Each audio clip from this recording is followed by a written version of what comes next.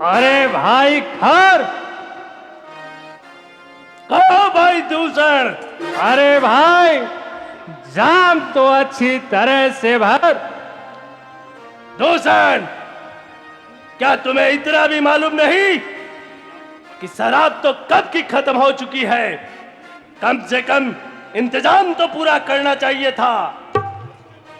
मंत्री जी, शराब और मंगाई जाए। तो क्या महाराज?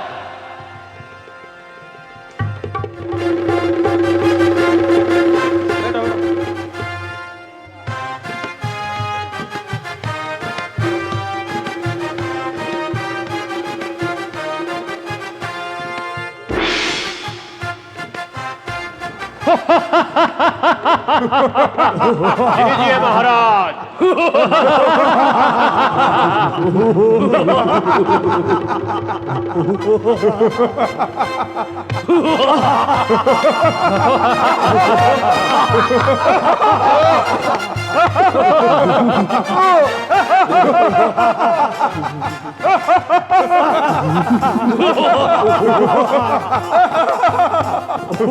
मंत्री जी, नाचने वाले का प्रबंध किया जाए। जो आज्ञा महाराज।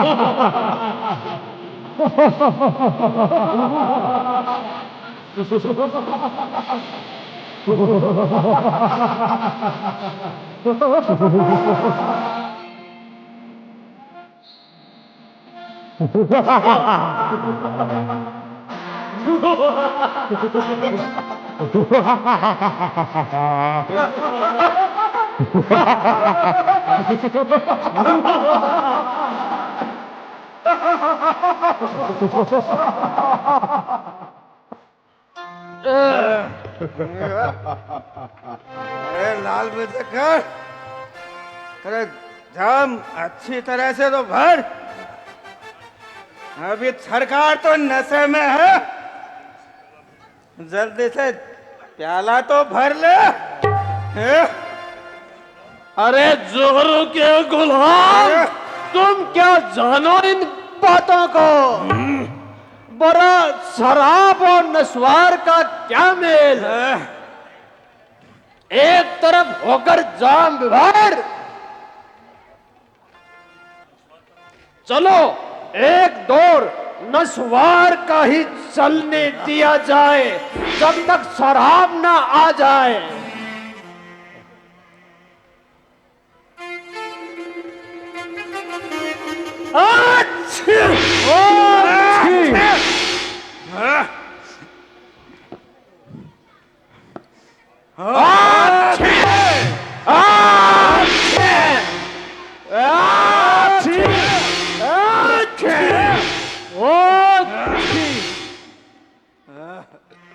हाय मेरे भाई, दुहाई हो दुहाई। हाय मेरे भाई, दुहाई हो दुहाई। रोशन, ये बेढंगी आवाज किधर से आई? अरे ये तो सूफंड के दिखाई देती है। मौसी, आज तो खून से बड़ा लथपथ होके आई हो। मौसी, शिकार क्या कच्चा ही खा गई? हुआ तमाम है, लहू लुहान हुआ है। हाय हाय, मैं तुम इतना मजाक कर रहे हो, यहाँ मेरी तो नाक कट गई।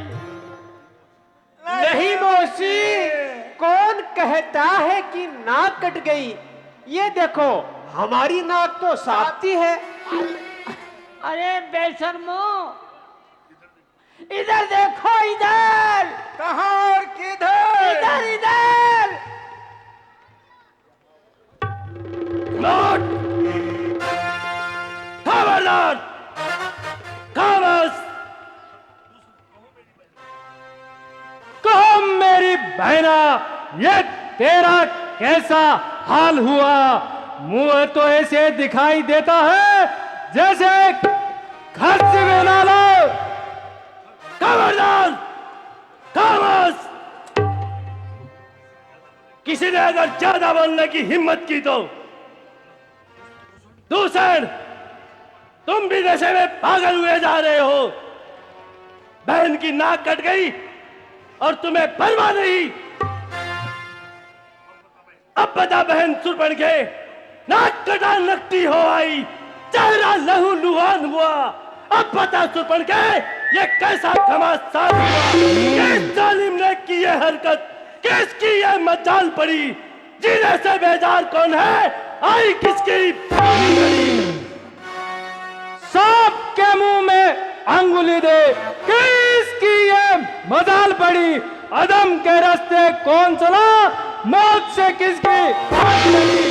जिस तरफ को आंखें फेरी, देवता तक डर गए। क्रोध की ज्वाला में मेरे लाखों वीर चलकर मर गए।